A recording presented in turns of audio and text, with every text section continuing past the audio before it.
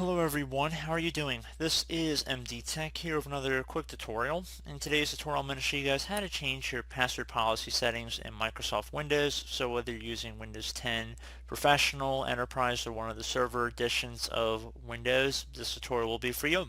So we're going to jump into it and we're going to start by left clicking on the start button one time. Type in local security. Best match should come back with local security policy. I'm going to left click on that one time. Want to left click on where it says account policies on the left side, and then double click on where it says password policy over here on the right panel.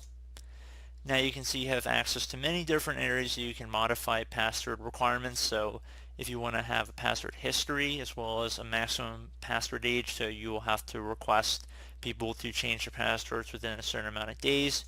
You just double click on these amounts and then you could set expiration dates as well as an explanation for why they probably have the setting in here as well.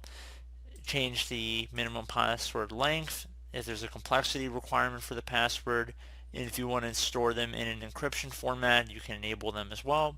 So pretty straightforward tutorial here, guys. I hope I was able to help you out, and I do look forward to catching you all in the next tutorial. Goodbye.